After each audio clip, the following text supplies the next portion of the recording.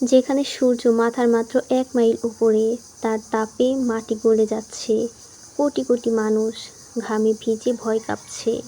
সেই ময়দানে কেউ কারো দিকে তাকাচ্ছে না, বাবা ছেলেকে চিনছে না, মা মেয়েকে ধরছে না।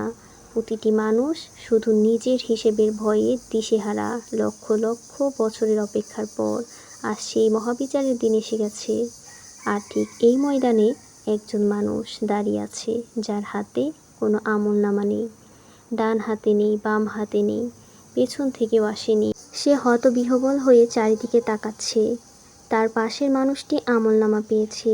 মোটা ভার সে কাঁদছে, কাঁদতে পড়ছে, কিন্তু এই মানুষটির হাতও একদম শূন্য। কিন্তু ঠিক এই মুহূর্তে আরও সে জামিনের মালিক মহান আল্লাহ এমন এক ঘোষণা দেবেন, যা শুনে গোটা হাসরের ময়দান স্তব্ধ হয়ে যাবে। মীরা চুপ হয়ে যাবেন, ফেরেশতারা একে অপরের দিকে তাকাবে। কারণ এই মানুষটির সাথে যা ঘটবে তা সৃষ্টির শুরু থেকে কেউ কল্পনাও করেনি। কে এই ব্যক্তি? কেন তার কোনো আমলনামা নেই? আর আল্লাহ তাকে কি বলেন, যা শুনে সে মাটিতে লুটিয়ে পড়ে?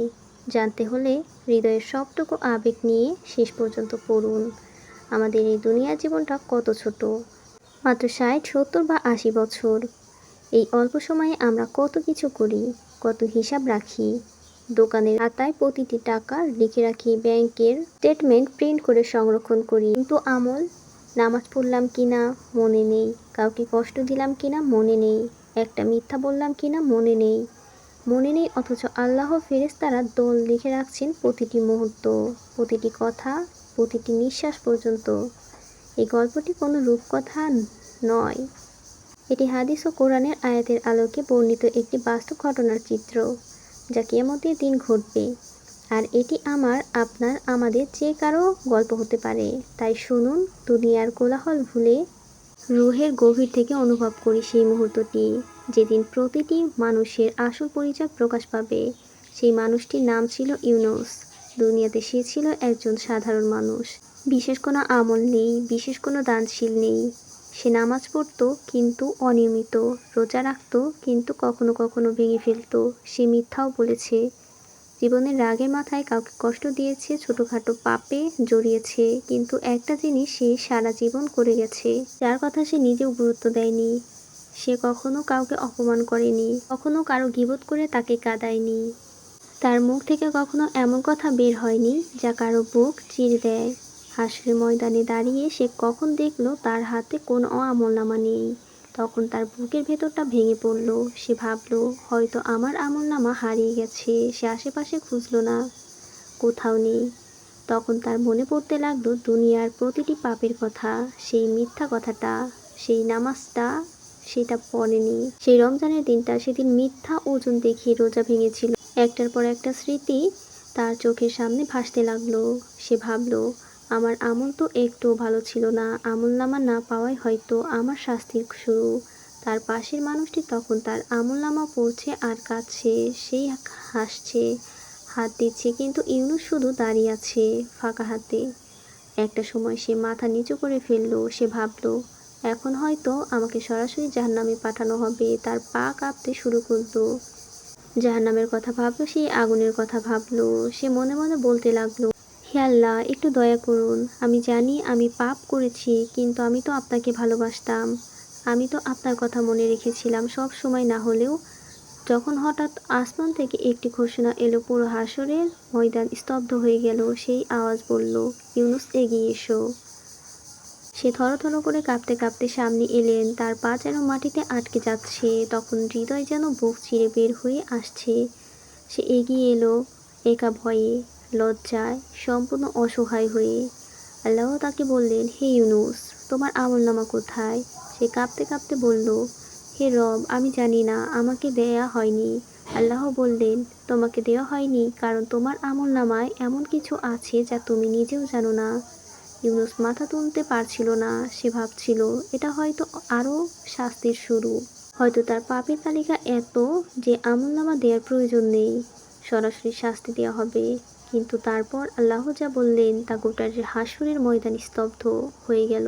আল্লাহ বললেন, তোমার আমলনামা আমি নিজে রেখে দিয়েছি, কারণ তার ভেতরে এমন কিছু আছে যা আমি জানি তোমাকে একান্তে দেখাতে চাই। ফেরেশতা একে অপরের দিকে তাকালো। নবীরা নীরব হয়ে গেলেন, কারণ এভাবে কাউকে ডাকা হয়নি। একান্তে হিসাব নেওয়া হবে, এটা আল্লাহর বিশেষ রহমতের চিহ্ন। আল্লাহ তখন ইউনুসকে তার জীবনের একটি মুহূর্ত দেখালেন। সেটা ছিল বহু বছর আগের কথা। ইউনুস তখন তরুণ। সে একদিন বাজার থেকে ফিরছিল। পথে দেখল একটি বৃদ্ধ মানুষ রাস্তার পাশে বসে কাঁদছে। কেউ তাকায় না, কেউ জিজ্ঞেস করে না। ইউনুস থামলো, জিজ্ঞেস করলো, চাচা কি হয়েছে? বৃদ্ধ বলল, বাবা, আমার মেয়ে অসুস্থ, ওষুধ কিনতে পারছি না, কেউ সাহায্য করছে না। ইউনুসের পকেটে তখন সামান্য টাকা ছিল। সে দ্বিধা করলো, তারপর পুরোটাই বৃদ্ধের হাতে দিয়ে দিল, এমনকি নিজের খাবারের টাকাটাও। বৃদ্ধ কাঁদতে কাঁদতে দোয়া করছিল, আর ইউনুস সেই দিনের কথা সম্পূর্ণ ভুলে গিয়েছিল। আল্লাহ বললেন, ইউনুস, সেদিন ওই বৃদ্ধের চোখের পানি তোমার কারণে মুছেছিল। সেই মুহূর্তে আমার আরশ কেঁপে উঠেছিল। সেই একটি কাজের বিনিময়ে আমি তোমার অনেক পাপ মুছে দিয়েছি। ইউনুস বিশ্বাস করতে পারছিল না। সে ভাবছিল, এত ছোট একটা কাজ, এত সামান্য। সে কাঁপতে কাঁপতে বলল, হে রব, আমি তো সেই কাজটা কোথায় মনে রাখিনি। আমি তো সারা জীবন পাপ করেছি। আল্লাহ তখন তাকে বললেন, একটি মুহূর্ত দেখালেন। একদিন ইউনুস অফিস থেকে ক্লান্ত হয়ে ফিরছিল। পথে একটি ছোট মেয়ে একা কাঁদছিল, হারিয়ে গিয়েছে। চারিদিকে ভিড়, কেউ থামছে না। ইউনুস থামালো। মেয়েটি তার বাবার কাছে পৌঁছে দিল। সেই বাবা একটা কৃতজ্ঞ হয়েছিল, সেটা ইউনুস জানতো না। কিন্তু সেই বাবা সেদিন রাতে আল্লাহর কাছে যে দোয়া করেছিল, সেটা ইউনুস জানতো না। সেই বাবার দোয়া আল্লাহ কবুল করেছিলেন। একটার পর একটা মুহূর্ত আল্লাহ দেখাতে লাগলেন। ইউনুস দেখল সেই দিনটা যেদিন সে তার প্রতিবেশীকে বিনা কারণে একটি হাসি মুখে সালাম দিয়েছিল। সেই প্রতিবেশী তখন খুব কষ্টে ছিল। তার দিনটা বদলে গিয়েছিল। ইউনুস দেখল সেই মুহূর্ত যেদিন সে মসজিদে বৃষ্টিতে ভেজা একটা বিড়ালকে আশ্রয় দিয়েছিল। এই ছোট্ট ছোট্ট কাজগুলো, যেগুলো সে কখনো মনে রাখেনি, যেগুলোকে সে কখনো আমল মনে গণ্যই করেনি, সেগুলো আল্লাহর কাছে জমা ছিল। একটার পর একটা ইউনুস তখন মাটিতে লুটিয়ে পড়ল। সে কাঁদছিল, কিন্তু এই কান্না ভয়ের নয়, এই কান্না কৃতজ্ঞতার। সে বলল, হে আল্লাহ, আমি এসব কাজ কি আমার জন্যই করেছিলাম? আমি তো মনেই রাখিনি। আল্লাহ বললেন, তুমি মনে না রাখলেও আমি রেখেছি, তুমি হিসাব না রাখলেও আমি রেখেছি। বান্দার ছোট ভালো কাজও আমার কাছে হারিয়ে যায় না। কিন্তু তারপরও হিসাব বাকি ছিল, কারণ ইউনুসের পাপও ছিল। সে মিথ্যা বলেছে, গীবত করেছে, কখনো কখনো অনেক নামাজ কাজা করেছে, অনেক সময় অহংকার করেছে। আল্লাহ বললেন, তোমার পাপের কথা বলো। ইউনুস মাথা নিচু করে বলল, হে রব, আমি তো অনেক পাপ করেছি, আপনি সব জানেন, আমি লজ্জিত। সে মনে মনে ভাবল, এখানেই বোধহয় শেষ, এখানেই হয়তো সিদ্ধান্ত হবে। আল্লাহ তখন বললেন, হে ইউনুস, তুমি কি জানো সেই রাতের কথা যেদিন তুমি একা ঘরে বসে কেঁদে তওবা করেছিলে? যেদিন তুমি বলেছিলে, হে আল্লাহ, আমি পাপ করেছি, কিন্তু আপনি ছাড়া আর কেউ নেই। ইউনুস থমকে গেল। সে সেই রাতটা মনে করতে পারল না। বছর কয়েক আগের কথা, একটা কঠিন সময় ছিল। সে অনেক ভুল করেছিল। সেদিন রাতে একা বসে সে সত্যিকারের অর্থে কেঁদেছিল। আল্লাহর কাছে ক্ষমা চেয়েছিল, মুখ না, বুকের গভীর থেকে। সেই কান্নার কথা সে নিজেও ভুলে গিয়েছিল। আল্লাহ বললেন, সেই রাতের কথা, তোমার চোখের পানি, তোমার আবেগ, তুমি লজ্জিত হয়ে ক্ষমা চেয়েছিলে, আর আমি সেই মুহূর্তেই তোমার পাপ মাফ করে দিয়েছিলাম, কারণ আমি তওবাবান, ক্ষমাকারী, আমি আল গফফার, অন্তত ক্ষমাশীল। বান্দা যখন সত্যিকার লজ্জায় আমার কাছে ফেরে, আমি তাকে ফিরিয়ে দিই না। এই কথা শুনে ইউনুস আর দাঁড়িয়ে থাকতে পারল না। সে মাটিতে সিজদায় পড়ে গেল। তারপর আল্লাহ বললেন, এমন একটি গল্প যা শুনে হাসরের ময়দানে প্রতিটি মানুষ, প্রতিটি ফেরেশতা, প্রতিটি নবী স্তব্ধ হয়ে গেলেন। আল্লাহ বললেন, হে ইউনুস, তোমার আমলনামা আমি নিজে রেখে দিয়েছিলাম, কারণ এই আমলনামার শেষ পাতায় আমি নিজে লিখেছি, ক্ষমা করা হয়েছে, আজ তুমি জান্নাতে যাবে।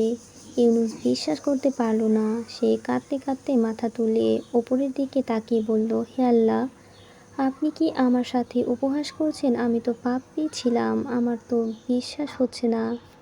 আপনি কি সত্যিই আমাকে জান্নাত দিবেন? আল্লাহ বললেন, আমি উপহাস করি না, আমি যা বলি তাই করি। প্রবেশ করো তোমার জান্নাতে। ইউনুস জান্নাতের দরজায় পৌঁছলো। দরজা খুলে গেল। ভেতরে প্রবেশ করতেই সে দেখল সেই বৃদ্ধ, সেই মানুষটি যাকে সে সেদিন বাজারে সাহায্য করেছিল। সেই মেয়েটির বাবা, সে সেদিন দোয়া করছিল, সেও সেখানে। আল্লাহ বললেন, এরা তোমার জন্য শাফায়াত করেছিল, দোয়া তোমার জন্য জান্নাতের পথ সহজ করেছে। ইউনুস বুঝতে পারল, দুনিয়া যে মানুষগুলোকে সে একটু হাসি দিয়েছিল, একটু সাহায্য দিয়েছিল, তারা আজ তার জন্য সাক্ষ্য হয়ে দাঁড়িয়ে আছে। জান্নাতে প্রবেশ করে ইউনুস দেখল তার জন্য একটি মেয়ে প্রাসাদ অপেক্ষা করছে। সে ভেবেছিল হয়তো ছোট কোনো ঘর হবে, কারণ সে তো বিশেষ কোনো আমল করেনি। কিন্তু প্রাসাদে দেখে হতবাক হয়ে গেল। আল্লাহ বললেন, তোমার প্রতিটি ছোট সৎ কাজ, প্রতিটি সত্যিকার কান্না, প্রতিটি মুহূর্তের লজ্জা, সব কিছু মিলেই প্রাসাদ তৈরি হয়েছে। তুমি হিসাব রাখোনি, কিন্তু আমি রেখেছি। ইউনুস প্রাসাদে প্রবেশ করল। সে বলল, প্রশংসা সেই আল্লাহর, যিনি আমার মতো একজন সাধারণ মানুষকেও ভুলে যাননি। প্রিয় গ্রাহক, একবার ভাবুন, ইউনুস কোনো বড় আমলের ছিল না, সে কোনো বিখ্যাত দানশীল ছিল না, সে শুধু সাধারণ একজন মানুষ ছিল যে ছোট ছোট ভালো কাজ করে গেছে এবং সত্যিকারের অর্থে আল্লাহর কাছে ক্ষমা চেয়েছিল।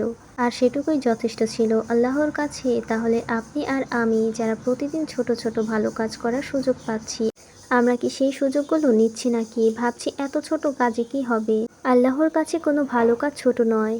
একটি হাসির সাদেকা, একটি দোয়া, রহমত, একটি সত্যিকার কান্না, সেই কান্না আর সে পৌঁছায় জান্নাতে। আমরা প্রতিদিন এমন অনেক মুহূর্ত পাচ্ছি, কাউকে সাহায্য করার, কাউকে হাসানোর, কারো কষ্ট কমানোর, কিন্তু আমরা ব্যস্ততার অজুহাতে এড়িয়ে যাচ্ছি। মনে রাখবেন, আল্লাহ সেই মুহূর্তগুলো লিখে রাখছেন। আপনি ভুলে গেলেও তিনি ভোলেন না। আসুন আজ থেকেই একটু সচেতন হই। প্রতিদিন একটি হলেও ছোট্ট ভালো কাজ করি। প্রতিদিন একবার হলেও সত্যিকার অর্থে আল্লাহর কাছে ক্ষমা চাই, কারণ আল্লাহর কাছে ক্ষমা চাইলে তিনি বারবার ক্ষমা করেন। আল্লাহ আল ওয়াদুদ, তিনি ভালোবাসেন, আর সেই ভালোবাসা একটু উষ্ণতা পেতে হলে আমাদের শুধু তার দিকে একটু ফিরে তাকাতে হবে। হে আল্লাহ, আমাদের ছোট ছোট কাজগুলোকে কবুল করুন, আমাদের সত্যিকার তওবা নসিব করুন, আর হাসরের ময়দানে আমাদের আমলনামার ডান হাতে দিন। এই গল্পটি যদি আপনার হৃদয় স্পর্শ করে থাকে, তাহলে একটি প্রিয় মানুষকে শেয়ার করুন। কে জানে, হয়তো আপনার একটি শেয়ার কারো জীবনের মোড় ঘুরিয়ে দিতে পারে, আর সেই সব আপনার আমলনামায় যুক্ত হবে কিয়ামতের দিন পর্যন্ত। নতুন হলে সাবস্ক্রাইব করতে ভুলবেন না। ধন্যবাদ।